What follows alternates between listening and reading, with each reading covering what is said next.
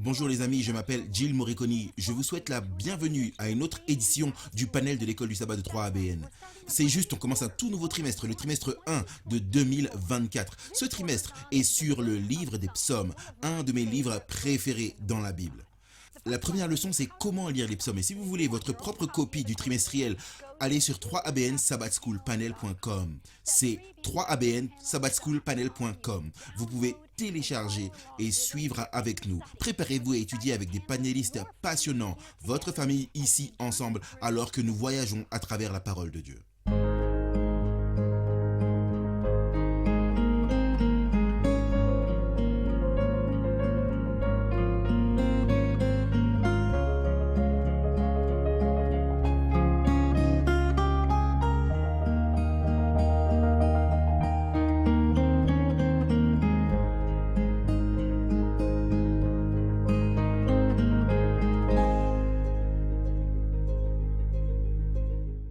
Bonjour à la famille de 3ABN, je m'appelle Jill Morriconi. Nous vous souhaitons la bienvenue dans un tout nouveau trimestriel du panel de l'école du sabbat de 3ABN. Tout à fait, on étudie le livre des psaumes ce trimestre. Je suis vraiment passionné, c'est l'un de mes livres préférés. La leçon numéro 1, c'est savoir comment lire les psaumes. Avant de présenter votre famille ici à la table aujourd'hui, alors que nous explorons la parole de Dieu, j'aimerais vous dire que nous faisons quelque chose de tout nouveau. Nous vous proposons nos notes pour vous aider dans votre étude de la parole de Dieu ou lorsque vous enseignez votre propre leçon de l'école du sabbat dans votre église. Tout ce que vous avez à faire, c'est nous envoyer un email à ssp3abn.org. C'est ssp3abn.org et on serait très content de vous envoyer nos notes chaque semaine pour la semaine à venir. Maintenant que ça c'est dit, permettez-moi de vous présenter notre famille. À ma gauche, Ryan Day, chanteur en Israël. Ravi de t'avoir ici, mon frère. Amen. C'est toujours une bénédiction de faire partie du panel de l'école du sabbat de 3ABN. J'ai la leçon de lundi intitulée Rencontrer les psalmistes. Ok, au milieu, le pasteur James Rafferty. Content que tu sois là. Content d'être ici, Jill. J'ai la leçon de mardi qui s'intitule Un chant pour chaque saison. Amen. À ta gauche, le pasteur John Denzi. Ravi que tu sois là. C'est une bénédiction d'être ici. Je n'étais pas là le trimestre dernier et la partie de mercredi, c'est ce que j'ai. Ce sont les prières inspirées. Amen. Et enfin, mais non des moindres, le livre se termine par ma sœur, en Jésus, Shelly Quinn. Je suis heureuse que tu sois là, ma sœur. Je suis tellement contente d'être ici. La leçon de jeudi, c'est le monde des psaumes. Amen, amen. Avant d'aller plus loin, allons au Seigneur dans la prière. Brian, veux-tu prier pour nous? Prions. Notre Père Céleste, Seigneur, alors que nous plongeons maintenant dans une nouvelle étude aventureuse à travers le livre des psaumes, Seigneur, nous demandons ton leadership, sois avec nous, que ton esprit soit déversé sur nous et que toutes les paroles que nous allons prononcer, tout ce qui est communiqué ici qui sort, Seigneur, nous bénisse et bénisse tant d'autres personnes et que chacun d'entre nous soit attiré à Jésus-Christ. À partir de cette étude incroyable, nous te donnons donc ce temps et te demandons que ta volonté soit faite au nom saint de Jésus. Amen. Les psaumes explorent la gamme des émotions humaines, en particulier en ce qui concerne Dieu.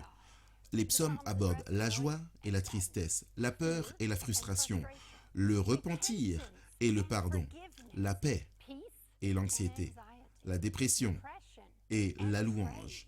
Tout revient à la louange. Nous voyons cela à maintes reprises tout au long du livre des psaumes. C'était l'hymne, on pourrait dire, pour le culte de l'ancien Israël. On peut les déclarer ou les chanter, en privé ou en public. En fait, au fur et à mesure qu'on parcourt l'étude, nous découvrirons qu'il y a des annotations musicales tout au long des psaumes suggérant qu'ils ont été principalement écrits pour être chantés dans le contexte du culte. Ce que j'aime au sujet des psaumes, c'est qu'ils explorent les attributs de notre Dieu. Il est roi et juge. Il est créateur et celui qui soutient. Il est le rédempteur et le sauveur. Il est notre guérisseur et notre refuge, notre berger. Il est grand, puissant, éternel et saint. Il est omniprésent, partout à la fois. Il est omnipotent, tout puissant. Il est juste et fidèle, droit. Il pardonne. Il est patient, miséricordieux, compatissant et aimant. Notre Dieu est bon.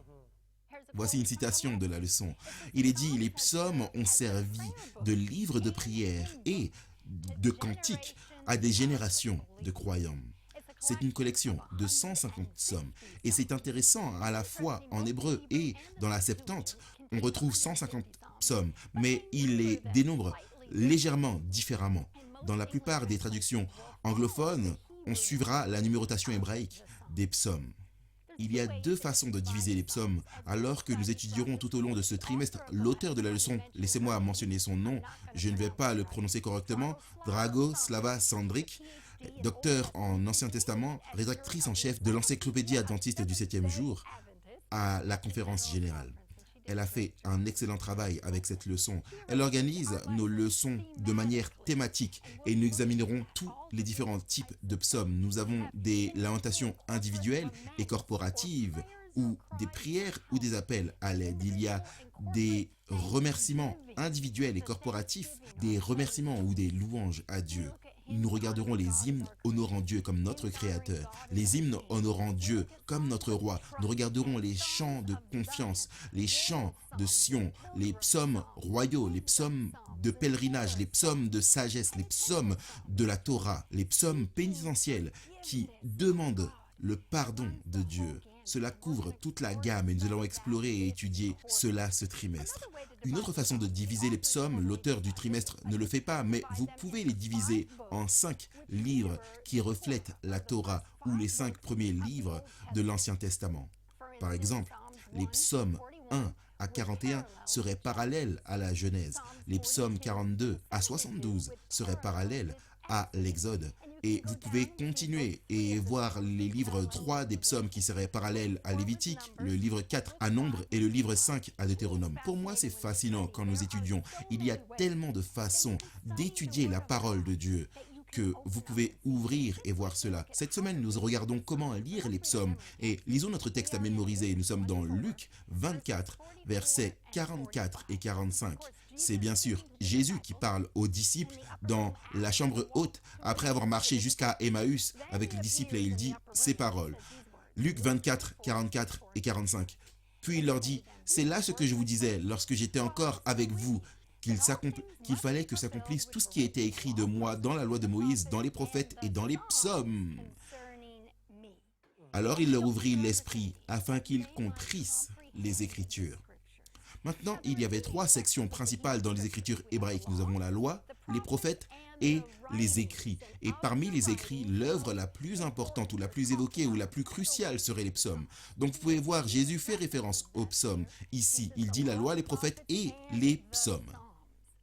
Cette semaine, nous regarderons simplement quelle est l'inspiration des psaumes et quel est le but des psaumes dans l'adoration. Qui sont les auteurs des psaumes et quels sont les types de psaumes, la poésie des psaumes, l'émotion des psaumes, les prières des psaumes et surtout le caractère centré sur Dieu des psaumes. Dimanche, dans le temps qu'il me reste, nous allons examiner les psaumes dans le culte de l'ancien Israël et j'aimerais vous soumettre 7 objectifs si on arrive à tous les faire, Ryan. Les psaumes dans l'adoration. Pour le numéro 1, nous allons à 1 Chronique. Venez avec moi dans 1 Chronique, chapitre 16, nous allons au verset 7. Il nous est dit, en ce jour-là, quel jour? L'arche venait d'être amenée à Jérusalem et placée au milieu du tabernacle. Ce jour-là, David remit pour la première fois ce psaume entre les mains d'Asaph et de ses frères pour remercier le Seigneur. Nous voyons ici David est l'auteur des psaumes et en fait, il cite plus tard de psaume 105, vous pouvez le lire dans psaume. Il est cité dans 1 Chronique 16 mais aussi dans psaume 105. David a remis le psaume entre les mains d'Asaph. Qui est Asaph? C'est l'un des 3 principaux chanteurs du temple. Il est chanteur en Israël, Ryan. Nous voyons donc les psaumes liés à l'adoration. Nous voyons la musique liée à l'adoration et la musique liée aux psaumes. Si vous sautez au verset 37, après que le psaume soit cité, il est dit « David laissa là, devant l'arche l'alliance de l'Éternel, Asaph et ses frères, afin qu'ils fussent continuellement de service devant l'arche, remplissant leurs tâches jour par jour. » Qu'est-ce que ça signifie? Ils étaient chargés de musique dans le culte du temple et c'était une expérience quotidienne. Point numéro 1, la musique fait partie intégrante de l'adoration. Faites des psaumes une partie de votre culte quotidien. En fait, le psaume 105, qui est le psaume que David a prononcé là dans 1 Chronique 16, le psaume 105 verset 2 dit « Chantez, chantez en son honneur, parlez de toutes ses merveilles. » La musique fait partie intégrante du culte. Maintenant, pour le numéro 2, nous allons dans Néhémie 12 et le verset 8. Il est parlé des Lévites et leur nom est listé. Je ne vais pas les prononcer parce que je ne serai pas en mesure de les lire. Mais qu'est-ce qu'ont fait les Lévites? Ils ont dirigé les psaumes de reconnaissance, eux et leurs frères. C'est intéressant pour moi. Nous pensons à la restauration de Jérusalem, la reconstruction du temple. Néhémie a reconstruit les murs, mais ils ont également restauré l'adoration. Nous voyons la restauration du culte. Le point numéro 2, la reconnaissance fait partie intégrante du culte. Parce que qu'est-ce que les Lévites ont conduit? Ils ont conduit le peuple dans des psaumes d'adoration, dans le cadre de leur adoration. Faites de la gratitude une partie de votre culte. Et si vous n'êtes pas sûr de ce pourquoi vous pouvez être reconnaissant, vous pouvez prier le psaume à Dieu. Vous pouvez trouver un de ces psaumes de reconnaissance et vous pouvez le prier, le chanter à Dieu. Point numéro 3, nous allons dans le psaume 18 et le verset 1. Psaume 18 et le verset 1. Je t'aime, ô Éternel, ma force. Nous voyons David, l'auteur de ce psaume. C'est le même psaume mentionné dans 2 Samuel, verset 22. Dans 2 Samuel, chapitre 22, il parle de la façon dont David a chanté ce psaume quand Dieu l'a délivré de la main de ses ennemis et de Saül. Le point numéro 3. Reconnaître Dieu comme notre souverain et lui montrer notre amour fait partie intégrante de l'adoration. Qu'est-ce que David a dit? Je t'aimerai, ô Éternel. Parfois, dans notre adoration, nous avons peur de laisser une place aux émotions. Mais nous pouvons reconnaître que Dieu est suprême et nous pouvons lui exprimer notre amour. Et cela fait partie de l'adoration.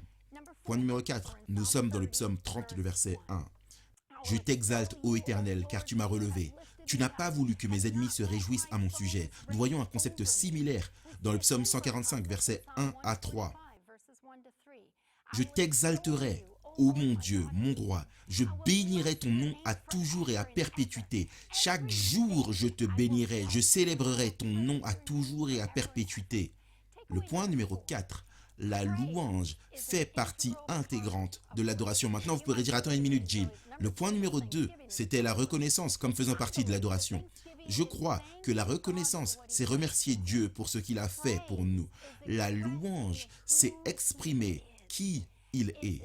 C'est le remercier. On peut dire cela, mais pour qui il est, pas pour ce qu'il a fait pour nous, mais pour qui il est dans sa grandeur et dans sa majesté et sa sainteté, dans sa bonté et son amour. On avance rapidement, le point suivant, numéro 5, le psaume 86, verset 1. Prête l'oreille, ô Éternel, exauce-moi, car je suis malheureux et indigent. Point numéro 5, la reconnaissance de nos besoins fait partie intégrante de l'adoration. Ça aurait probablement dû être le point numéro 1, car lorsque nous entrons dans la présence de Dieu, la première chose est de reconnaître qui nous sommes et qui Dieu est, et que nous sommes pauvres, pécheurs, malheureux, nécessiteux et nous avons besoin de lui. Le point numéro 6, c'est Colossiens 3, le verset 16, que la parole de Christ habite parmi vous abondamment. Instruisez-vous et exhortez-vous les uns les autres en toute sagesse par des psaumes, des hymnes, des cantiques spirituels, chantant à Dieu dans vos cœurs sous l'inspiration de la grâce. Le point numéro 6, la musique est liée à la parole dans l'adoration. Avez-vous remarqué cela dans ce texte? La parole de Dieu est liée à la musique. Donc, non seulement la musique fait partie de l'adoration, mais aussi la musique dans les Écritures. Chanter des chants des Écritures à Dieu dans le cadre de votre adoration. Point numéro 7, la prière est liée aux psaumes dans l'adoration. Passez du temps à prier les psaumes à Dieu et cela changera, révolutionnera votre adoration. Amen, amen. Merci Jill. Belle ouverture, je m'appelle Ryan Day, j'ai la leçon de lundi intitulée « Rencontrer le psalmiste ». Rencontrer les psalmistes et nous allons en quelque sorte continuer le thème, un peu le même thème que Jill a évoqué, mais nous allons approfondir un peu dans d'autres psaumes et examiner simplement les différents éléments de ce que nous voyons et comment nous voyons ces psalmistes ouvrir leur cœur et partager avec nous ce qu'ils traversent à ces moments particuliers. J'aimerais commencer avec le début de la leçon. Il est dit le roi David, dont le nom apparaît dans les titres de la plupart des psaumes, était actif dans l'organisation de la liturgie du culte d'Israël. Il est appelé le doux psalmiste d'Israël dans 2 Samuel chapitre 23 et le verset 1. Le Nouveau Testament atteste de la paternité davidique de divers psaumes. Et l'Écriture fait ressortir dans Matthieu 22, Actes chapitre 2 chapitre 34, 35, Acte 4, Romains 4, 6, nous trouvons une référence à cette vérité. De nombreux psaumes ont été composés par des musiciens du temple, comme Jill l'a mentionné, qui étaient aussi lévites. Par exemple, le psaume 50, et la leçon montre ici les psaumes 73 à 83 par Asaph. Si vous faites un peu de recherche approfondie, vous constaterez que beaucoup de ces psaumes ont en fait été écrits par David, mais dans le but de les mettre en musique, ce qui bien sûr, la Bible l'atteste, et elle dit plusieurs fois que c'est des psaumes d'Asaph. Ça a été écrit par David pour qu'Asaph les mette en musique. Le psaume 73 serait un bon exemple. Mais vous continuez à lire les psaumes 42, 44 à 47, 49, les psaumes 84, 85, 88 par les fils de Corée, comme le montre la leçon, psaume 88, le psaume 88 par Éman l'Ezrachite, le psaume 89 par Étan l'Ezrachite, et au-delà de Salomon, bien sûr, est responsable de l'écriture des psaumes 72, 127, et bien sûr Moïse est traditionnellement attesté avoir écrit le psaume chapitre 90 également, ou psaume 90. Donc ce que nous allons faire, c'est que nous allons nous lancer dans certains de ces psaumes et nous allons voir exactement ce que les psaumes révèlent sur l'expérience de ces auteurs. Et j'aime le livre de psaumes, j'ai lu le livre des psaumes encore et encore et encore tout au long de ma vie parce que cela montre vraiment que c'était des vrais hommes qui traversaient des choses réelles, qui déversaient leur cœur d'une manière avec laquelle nous pouvons nous identifier. Et c'est ce qui est merveilleux à ce sujet. Vous avez par exemple un psaume de dépendance dans le psaume 25, 1 à 5. Psaume 25, 1 à 5. Regardez ce qui est dit ici. Il est dit: Éternel, j'élève à toi mon âme. Mon Dieu, en toi je me confie. Que je ne sois pas couvert de honte, que mes ennemis ne se réjouissent pas à mon sujet. Vous voyez cela revenir. Encore, David en particulier écrit et dit: Seigneur, aide-moi à vaincre mes ennemis. Vous savez, David c'était un homme de guerre, David c'était un homme de Dieu, il était un homme selon le cœur de Dieu et l'ennemi lui jetait tout ce qu'il pouvait. Donc vous verrez ce thème revenir souvent encore et encore. Au verset 3 du psaume 25, il est dit: tous ceux qui espèrent en toi ne seront point confondus, ceux-là seront confondus qui sont infidèles sans cause. Éternel, fais-moi connaître tes voies, enseigne-moi tes sentiers, conduis-moi dans ta vérité et instruis-moi, car tu es le Dieu de mon salut, tu es toujours mon espérance. Vous pouvez voir la dépendance de David ici. Juste: Seigneur, Seigneur, je dépends de toi, je m'attends à toi, ô Seigneur. Bien sûr, il y a d'autres psaumes. Nous verrons une introspection profonde, un examen spirituel provoqué par la confession dans les psaumes et la repentance. Et bien sûr, les psaumes de remerciement et de louange, par exemple, le psaume 75, les versets 1 ici, le psaume 77, le verset 1, il est dit: nous te louons, ô Dieu, nous te louons, ton nom est dans nos bouches, nous publions tes merveilles. C'est le psaume 75, verset 1. Et bien sûr aussi le psaume 77, verset 1. Ma voix s'élève à Dieu et je crie, ma voix s'élève à Dieu et il m'écoutera. Encore une fois, comprenant que Dieu nous entend, Dieu nous écoute et ils ont compris cela. Et il y a des psaumes de lamentation que nous voyons, psaumes de lamentation, bien sûr il y a beaucoup, mais l'exemple donné ici dans l'étude, c'est le psaume 88, verset 1 à 3. Psaume 88, verset 1 à 3, il est dit: Éternel, Dieu de mon salut, je crie jour et nuit devant toi. Que ma prière parvienne en ta présence. Prête l'oreille à mes supplications, car mon âme est rassasiée de maux et ma vie s'approche du séjour des morts.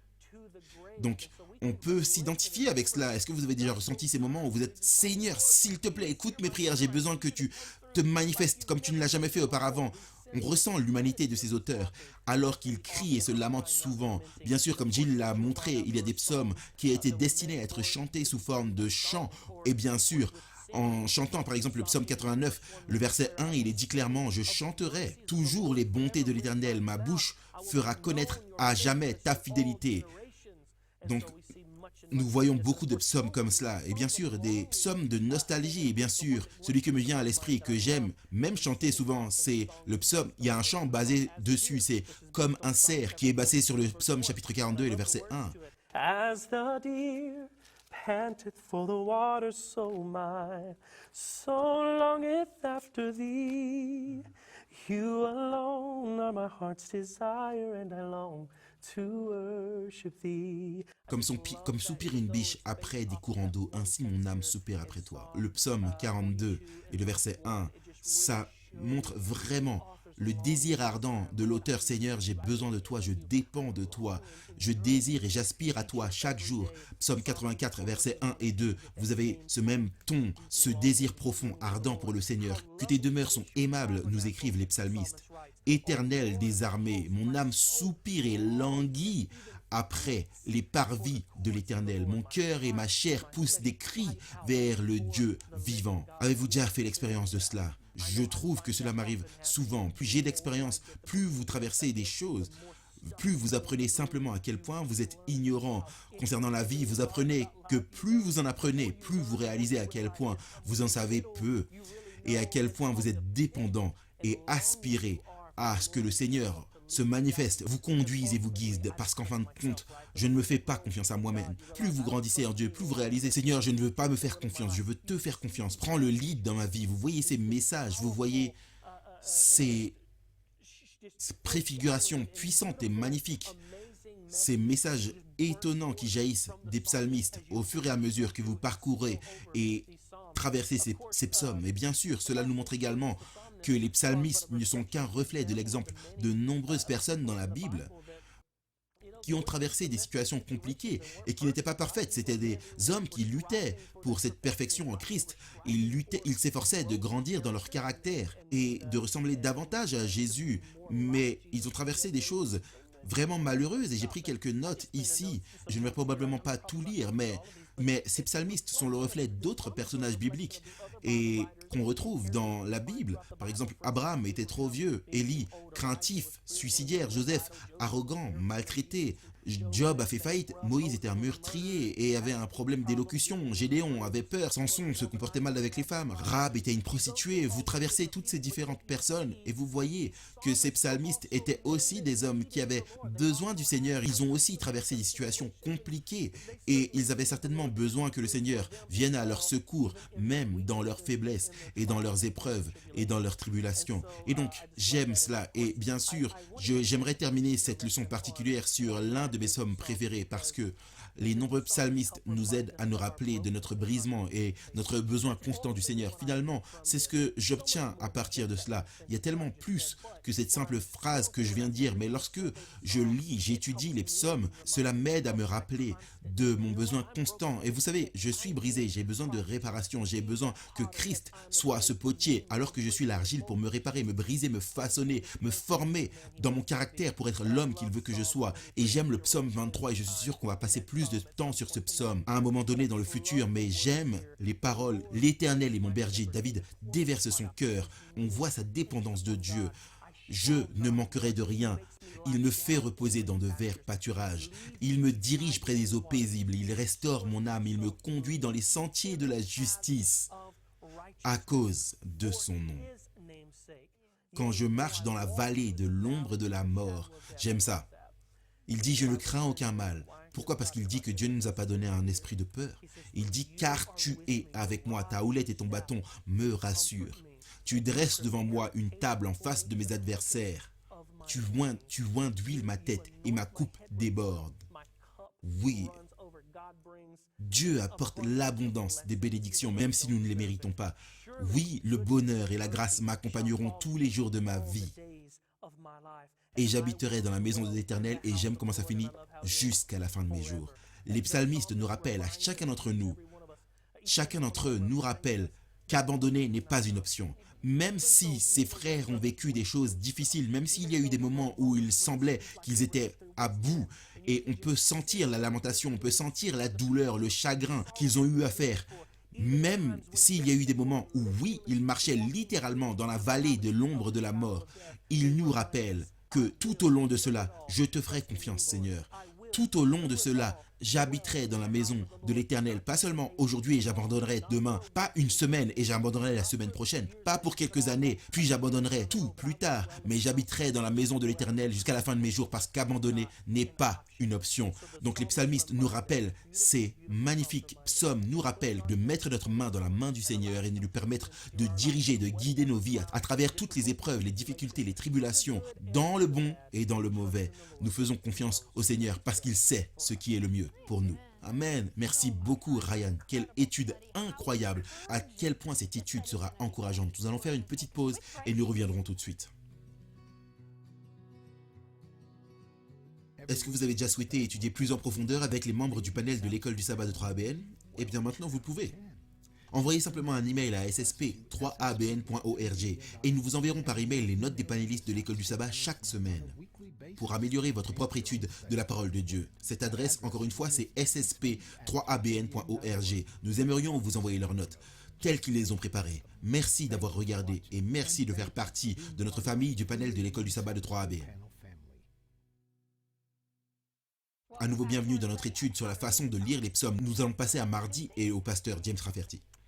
Merci Jill, nous sommes dans la leçon de mardi qui s'intitule « Un chant pour chaque saison ». Je suis le pasteur James Rafferty et comme Jill l'a mentionné, les psaumes ne sont pas seulement l'hymne de l'Ancien Testament, mais les croyants chrétiens en Pakistan l'utilisent comme tel. Aujourd'hui, ils chanteront les psaumes. En fait, lorsque j'étais là-bas pour une réunion il y a quelques années, ils passaient 2 ou 3 heures à chanter les psaumes. Puis, ils vous donnaient environ 20 minutes pour un sermon. Donc, les psaumes sont puissants parce qu'ils, comme Ryan l'a dit, nous encouragent vraiment à rester fidèles à Dieu, qui est celui qui nous est fidèle. Le texte met en évidence ici, l'école du sabbat, que le psaume rend la communauté des croyants consciente de la gamme de l'expérience des êtres humains. Il démontre que les croyants peuvent adorer Dieu à chaque saison de la vie.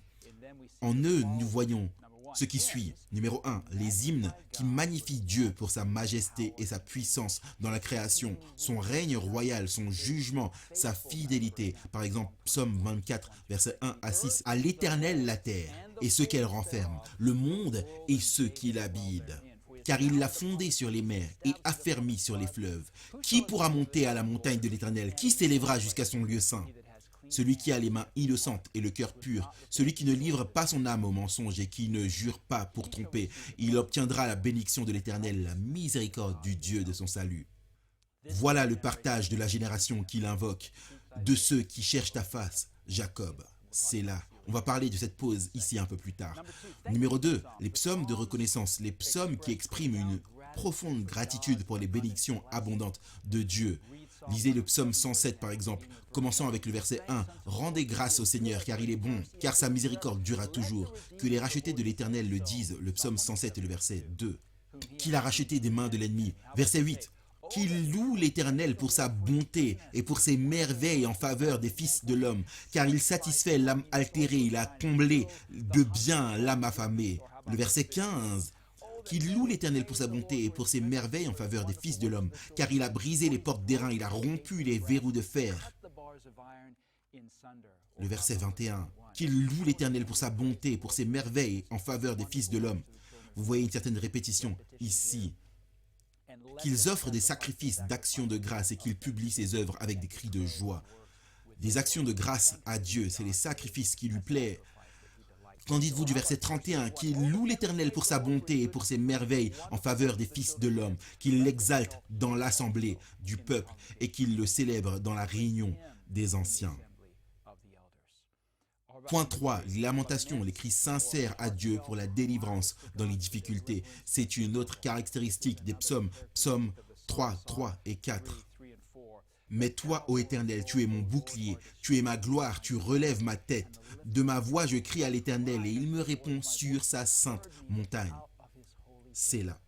Pause, ou bien il y a des psaumes de sagesse, des psaumes qui fournissent des directives pratiques pour la vie juste, comme le psaume 1, versets 1 et 2. Heureux l'homme qui ne marche pas selon le conseil des méchants, qui ne s'arrête pas sur la voie des pécheurs et qui ne s'assied pas en compagnie des moqueurs, mais qui trouve son plaisir dans la loi de l'Éternel et qui médite sa loi jour et nuit. Ou le psaume 32, l'une de mes promesses favoris, le verset 8. Je t'instruirai et te montrerai la voie que tu dois suivre. Je te conseillerai, j'aurai le regard sur toi. Ne sois pas comme un cheval ou un mulet sans intelligence. On les bride avec un frein et un mors dont on les pare afin qu'ils ne s'approchent point de toi. Ou le psaume 33, le verset 10. L'Éternel renverse les desseins des nations. Il anéantit les projets des peuples. Et ensuite, il y a les psaumes royaux qui pointent vers le Christ, qui est souverain, libérateur du peuple de Dieu. Les psaumes qui se lisent comme le psaume 116, versets 1 à 6. J'aime l'Éternel, car il entend ma voix, mes supplications, car il a penché son oreille vers moi, et je l'invoquerai toute ma vie. Les liens de la mort m'avaient environné, les angoisses du sépulcre m'avaient saisi. J'étais en proie à la détresse et à la douleur, mais j'invoquerai le nom de l'Éternel. Ô Éternel, sauve mon âme. L'Éternel est miséricordieux et juste. Notre Dieu est plein de compassion.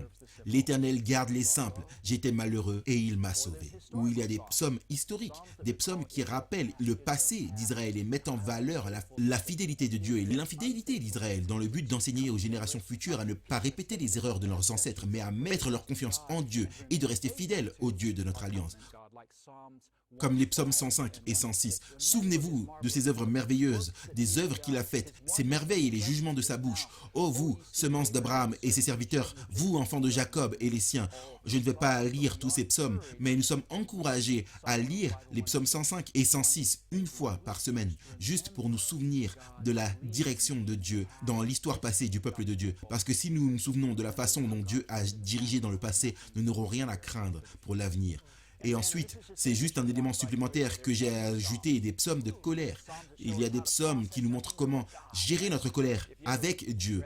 Si vous avez déjà lu les psaumes et que vous vous êtes déjà demandé mais pourquoi David est-il si en colère? Parfois, en fait, il traite sa colère. C'est bien de gérer notre colère avec Dieu. Quand nous apprenons à gérer notre colère avec Dieu, nous apprenons à la gérer de manière responsable afin, espérons-le, que nous ne la traitons pas de manière irresponsable. Le psaume 54. Ô Dieu, sauve-moi par ton nom et rends-moi justice par ta puissance. C'est la première chose que David fait dans ses psaumes de colère. Il demande à Dieu de l'aider et il dit « Écoute ma prière », verset 2, « Ô Dieu, prête l'oreille aux paroles de ma bouche. » Et ensuite, il explique la situation. « Car des étrangers, verset 3, se sont levés contre moi. Des hommes violents en veulent à ma vie. Ils ne portent pas leur pensée sur Dieu. Voici, verset 4, « Dieu est mon secours, le Seigneur est le soutien de mon âme. » Et ensuite, il laisse tout sortir, il lâche sa colère, il fait sortir sa colère. Verset 5. Le mal retombera sur mes adversaires, anéantis-les dans ta fidélité, qu'ils aient ce qu'ils méritent. Bien sûr, David ne fait pas cela spécifiquement avec Saül, parce qu'il laisse sa colère s'exprimer avec Dieu. Et Dieu remplit le vide de cette colère libérée, il remplit ce vide avec son esprit. C'est ce que Dieu veut pour chacun d'entre nous. Et quand il fait cela, alors, David dans le psaume 54, verset 6, il loue Dieu. « J'offrirai de bon cœur des sacrifices. Je louerai ton nom éternel, car il est favorable. » David était en colère et maintenant il loue Dieu, car il a laissé toute cette colère sortir et Dieu a rempli le vide avec son esprit. Verset 7. « Car il me délivre de toute détresse et mes yeux se réjouissent à la vue de mes ennemis. » Et bien sûr, c'est comme une déclaration de foi que David fait. Maintenant, la poésie des psaumes démontre le pouvoir distinctif pour capter l'attention des lecteurs. Et certains de ces dispositifs poétiques ont en quelque sorte été perdus dans l'introduction, nous dit la leçon, mais nous pouvons en voir certains dans notre langue maternelle et en apprécier beaucoup. Par exemple, le parallélisme implique la combinaison de mots, de phrases, de pensées construites de manière symétrique. Le parallélisme aide à comprendre le sens des parties correspondantes. Par exemple, « Bénis le Seigneur, ô mon âme, et que tout ce qui est en moi bénisse son saint nom. » Dans ce parallélisme, mon âme et tout ce qui est en moi, c'est-à-dire tout l'être, c'est la même chose. Ou encore une fois, le psaume 147, verset 1. L'Éternel prend plaisir à ceux qui le craignent, virgule, ceux qui espèrent en sa miséricorde. Donc ceux qui le craignent sont parallèles à ceux qui espèrent en sa miséricorde. Craindre Dieu, c'est espérer en sa miséricorde. Les imageries, par exemple, l'utilisation d'un langage figuratif pour faire fortement appel au sens physique du lecteur. Dieu est notre refuge, notre force, et c'est représenté comme l'ombre sous ses ailes. Il a l'ombre de ses ailes sur nous, le psaume 91, verset 1.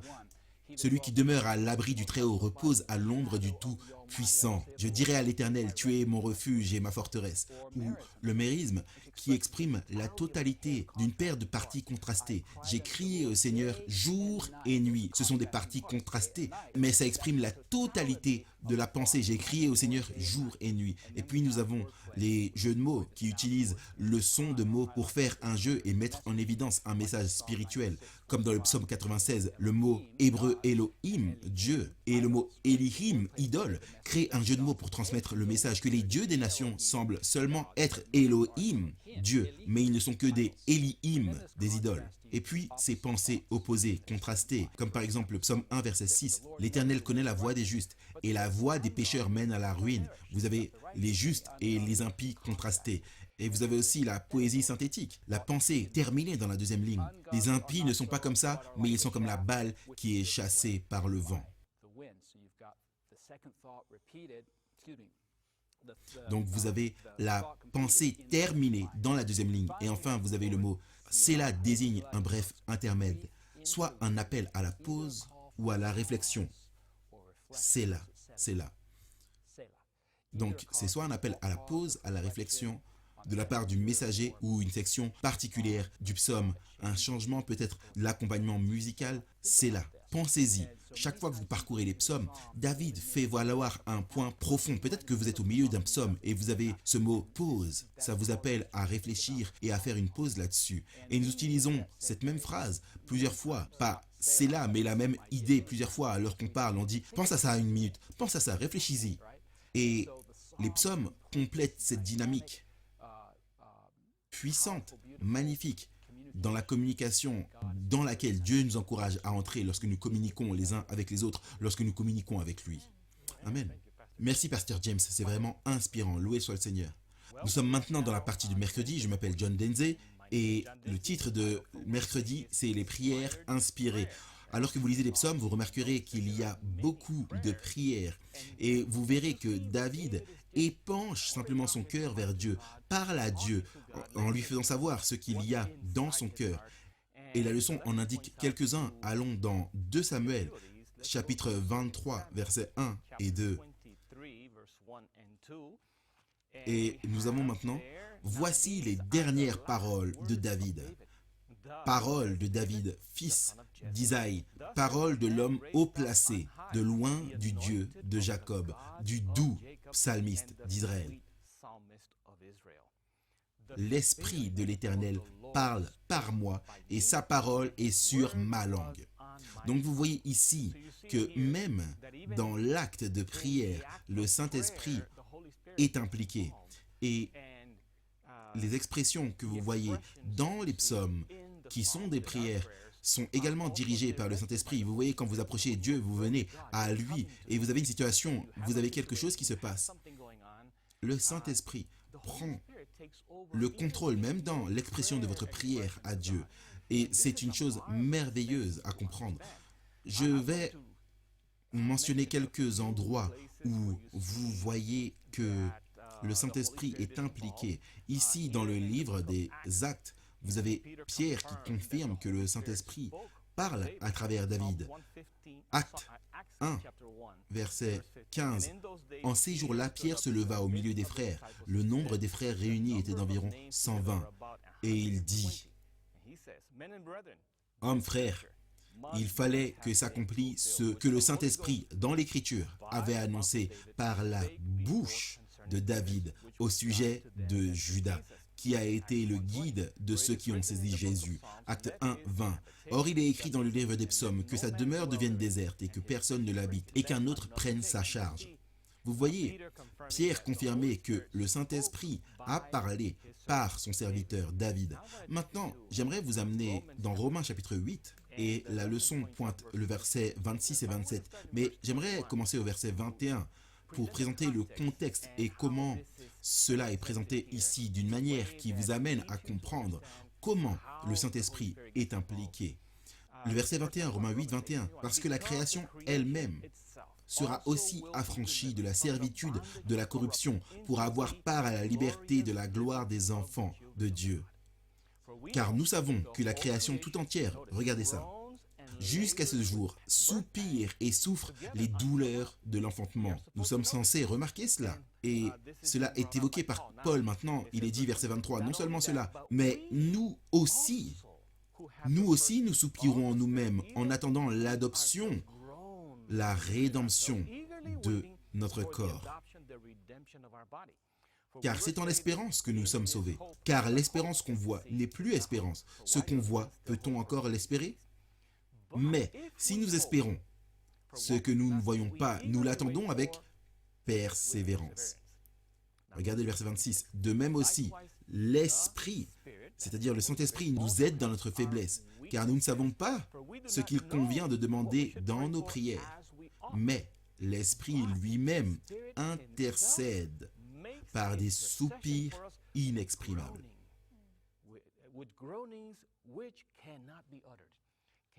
Essayez de comprendre cela, de comprendre alors que vous allez vers Dieu dans la prière, vous vous humiliez devant lui, le Saint-Esprit est impliqué et emmène vos prières au ciel avec des soupirs inexprimables. C'est une chose merveilleuse à comprendre et cela devrait nous rapprocher du Seigneur, comprendre que le Saint-Esprit emmène nos prières et les met dans la langue du ciel. Magnifique, un texte magnifique. Maintenant, j'aimerais vous faire savoir, et vous devriez le savoir, que le Saint-Esprit est plus impliqué dans nos vies que nous le pensons. Je me souviens d'une fois où nous avons reçu un appel téléphonique à 3ABN parce que je travaillais au ministère pastoraux et les gens appellent avec différents problèmes, différentes difficultés auxquelles ils font face. Et vous savez, nous prions avant que les gens appellent, nous prions que le Saint-Esprit nous utilise. Et c'est une fois où cet homme a présenté une situation où il a dit « Je vais au tribunal demain ». Des personnes se sont dressées contre moi sans raison. Ils m'accusent de quelque chose que je n'ai pas fait. Et alors qu'il parlait, j'ai pensé, oh, je vais partager avec lui le psaume 46. Dieu est pour nous un refuge et un appui, un secours qui ne manque jamais dans la détresse. J'ai continué à l'écouter et au moment où je pensais que le moment était venu de partager le psaume 46 a complètement quitté mon esprit et je ne pouvais même pas m'en souvenir. J'ai dit, j'essaye de me souvenir de ce texte que j'aimerais partager avec vous, mais il a disparu. Et puis, allons dans le psaume et j'ai mentionné un psaume. Et j'ai dit, je ne sais pas pourquoi ce psaume me vient à l'esprit. Je ne sais même pas ce qu'il dit, allons le regarder. Donc nous sommes allés à ce psaume et j'ai été étonné que le Saint-Esprit ait les paroles dans le psaume qui s'adressaient spécifiquement à la situation qu'il traversait. Et j'ai dit, Dieu soit loué. Regardez, c'est le Saint-Esprit qui a conduit cela. C'est ce dont je crois que vous avez besoin. Et il a dit, oui, vous avez raison. Et puis après cela, le psaume 46 m'est revenu à l'esprit. Et j'ai dit, eh bien, c'est le psaume dont je voulais vous parler à l'origine, mais le Saint-Esprit voulait que je partage cet autre psaume avec vous. Nous devons comprendre que le Saint-Esprit s'implique dans nos vies et dans nos prières. Le psaume 46, plutôt le psaume 6 et le verset 9, regardez ce qui est dit ici. David dit, c'est une prière. L'Éternel exauce mes supplications. L'Éternel accueille ma prière. Et l'Éternel accueillera vos prières. Le psaume 17:1. Éternel, écoute la droiture, sois attentif à mes cris, prête l'oreille à ma prière.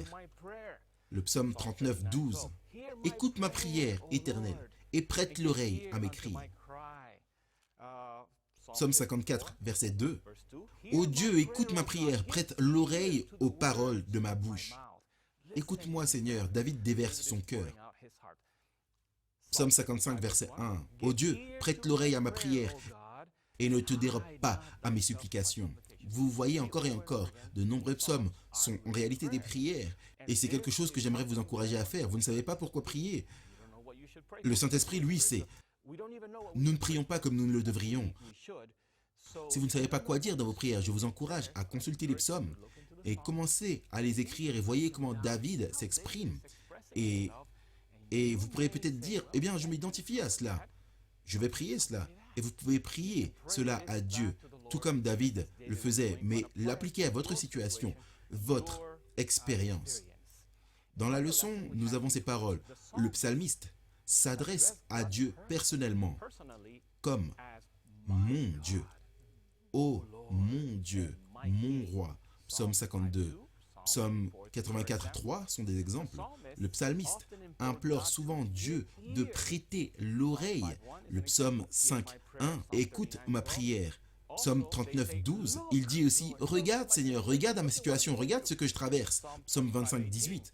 Et bien sûr, il y a le réponds-moi Seigneur, réponds-moi. Psaume 102, verset 2. Et délivre-moi. Psaume 6, 4. Et la leçon dit, ce sont clairement les expressions de quelqu'un qui prie Dieu. Qui ne veut pas que ses prières soient exaucées lorsqu'il va devant Dieu? C'est notre désir. On veut ardemment voir le Seigneur accomplir un miracle dans notre vie. La leçon fait ressortir que Jésus a également cité les psaumes, comme dans Luc 20, versets 42 et 43. Et il est dit qu'il a cité directement du psaume 110 et le verset 1. Je regarde maintenant Luc 20, 42, 43. C'est Jésus qui parle, il dit, David dit lui-même dans le livre des psaumes, le Seigneur dit à mon Seigneur, assieds-toi à ma droite, jusqu'à ce que je fasse de tes ennemis ton marchepied. David, donc, l'appelle Seigneur. Comment est-il son fils? Vous voyez, c'est une citation du psaume 110, le verset 1. Vous pouvez regarder cela à un autre moment. Mais vous verrez également que les psaumes expriment aussi les sentiments de Jésus, tels que psaume 22, verset 1. Mon Dieu, pourquoi m'as-tu abandonné? Et t'éloignes-tu sans secourir, sans écouter mes plaintes? C'est comme si David avait eu un aperçu de ce que Jésus allait traverser. Et on peut dire que ce n'est pas David qui a dit ces choses-là, c'était Jésus, par le Saint-Esprit, qui a impressionné David pour qu'il écrive ces choses. Rappelez-vous, ces choses que je vous ai dites, afin que lorsqu'elles se réaliseront, vous puissiez croire. Donc Jésus leur a dit ces choses, et quand c'est arrivé, ils se souvenaient, et c'est ce qui est écrit dans les Écritures. Psaume 69, versets 8 et 9.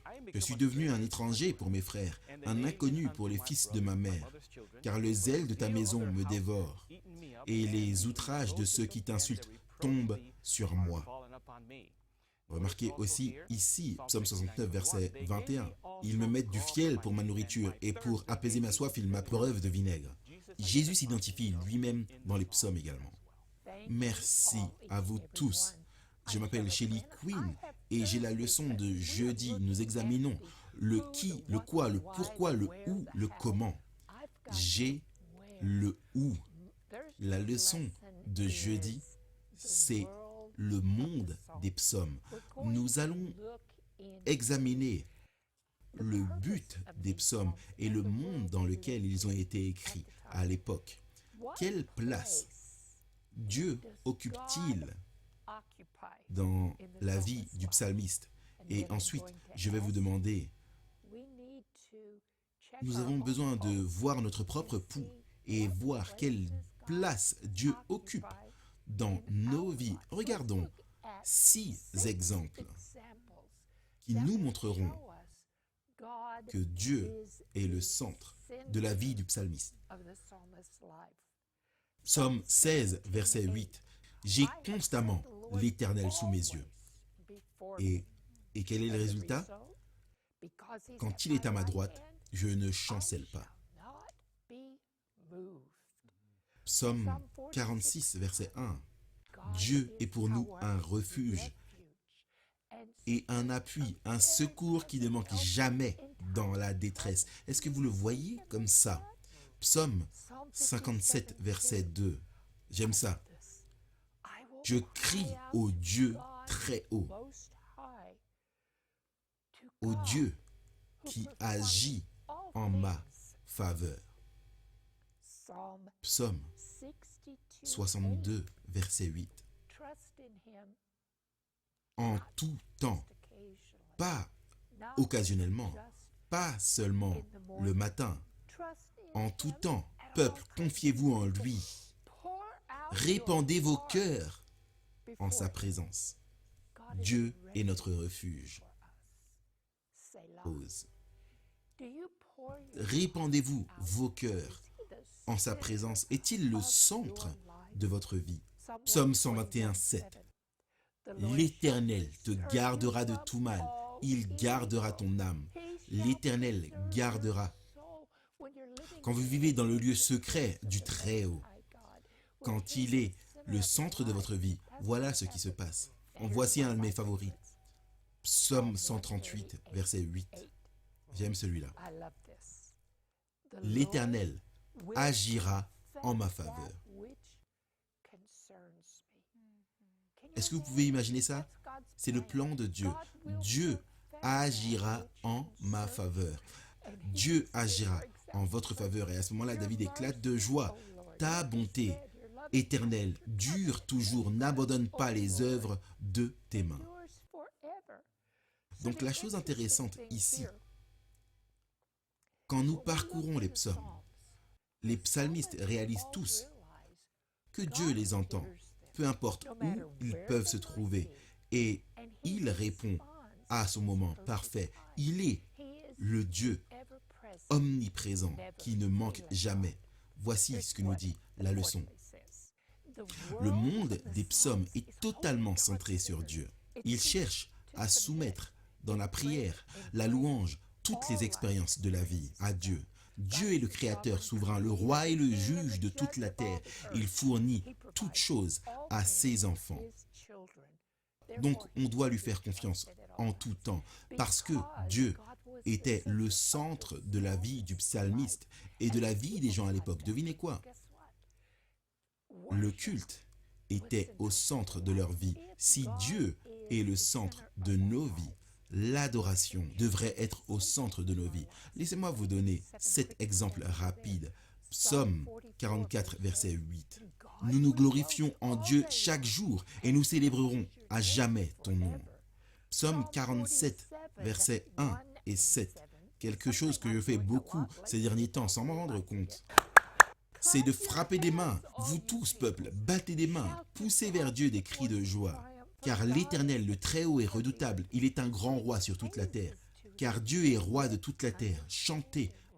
Maintenant, la centralité de Dieu dans leur vie produit la centralité de l'adoration.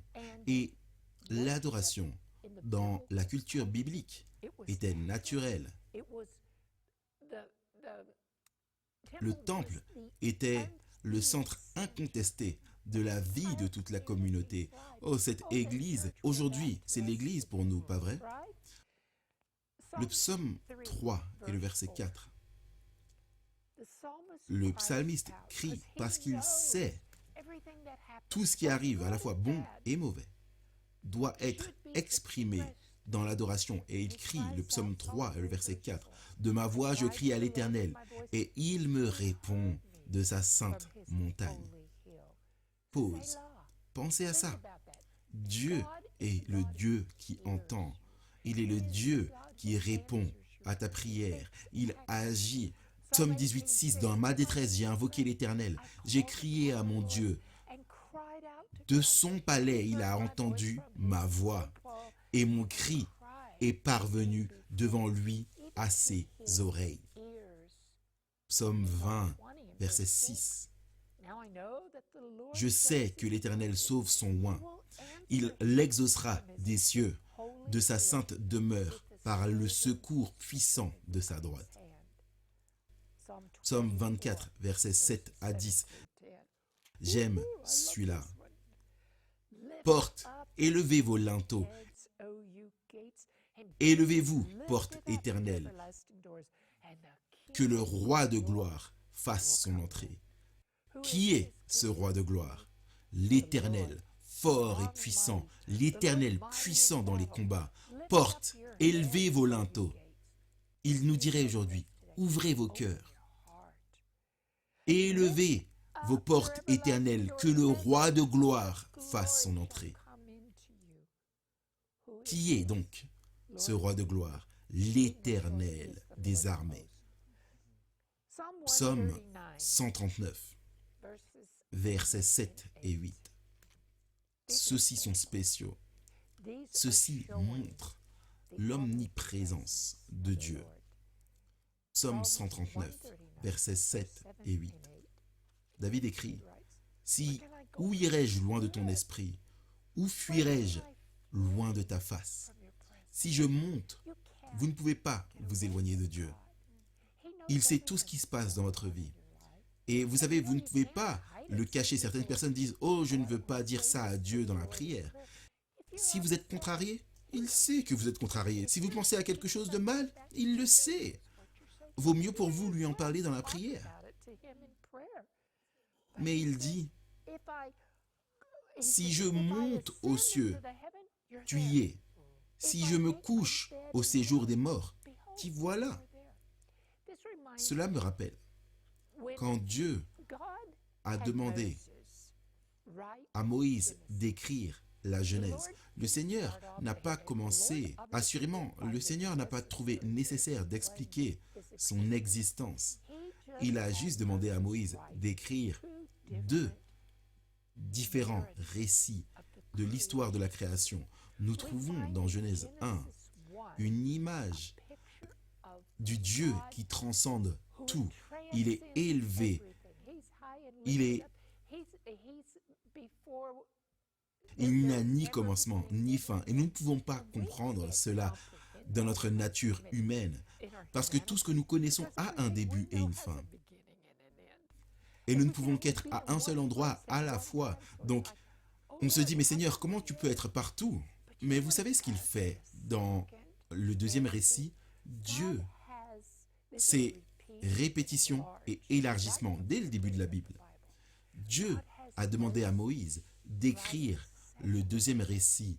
Et tout d'un coup, dans la deuxième histoire de la création, il nous est montré son éminence, qu'il est un Dieu proche et personnel, un Dieu qui parle, un Dieu qui entend, un Dieu qui est présent partout. Où puis-je aller loin de ton esprit? Où puis-je fuir loin de ta face? Si je monte aux cieux, tu y es. Si je me couche au séjour des morts, le shéol, la tombe, voici, tu es là. Les psaumes parlent de faire de Dieu le centre de votre vie et de faire de l'adoration le centre dans votre vie. Ils sont magnifiques. Amen. Merci beaucoup, Shelly, Pasteur John, Pasteur James et Ryan. Quelle étude incroyable alors que nous faisons cet aperçu du livre des psaumes. Avant de terminer, j'aimerais donner à chacun d'entre vous un moment pour partager une dernière pensée. Oui, j'aimerais vraiment revenir sur le psaume 23. Verset 6, encore une fois, le texte thématique sur lequel j'aimerais terminer. Assurément, la bonté et la miséricorde m'accompagneront tous les jours de ma vie et j'habiterai dans la maison de l'Éternel jusqu'à la fin de mes jours. Amen. Juste pour vous rappeler, les psaumes couvrent une gamme complète d'expériences humaines. Peu importe ce que vous passez dans la vie, la difficulté que vous traversez, si vous êtes dans une période de louange, d'action de grâce, vous trouverez cette expérience dans les psaumes. Amen. Les psaumes sont des écrits inspirés auxquels nous devrions prêter attention. Ce sont aussi des prières et nous vous encourageons à les étudier, à les chanter et à les étudier encore.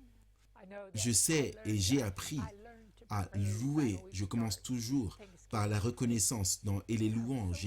J'étais si limité, mais lorsque je parcours les psaumes, je trouve des louanges dans les psaumes. Ils sont si beaux. Laissez-moi vous demander, dans quel domaine de votre vie vous cherchez à garder Dieu éloigné? Quel aspect de votre vie essayez-vous de lui cacher? Il connaît tout. Lisez les psaumes. Partagez votre cœur avec le Seigneur. Amen. Quelle étude incroyable. Nous commençons tout simplement. Je pense que d'un point de vue personnel, ce que j'aime vraiment au sujet des psaumes, c'est que peu importe où vous êtes dans votre voyage avec Jésus, peu importe ce que je ressens un certain jour, je peux ouvrir les psaumes et je peux être honnête avec Dieu.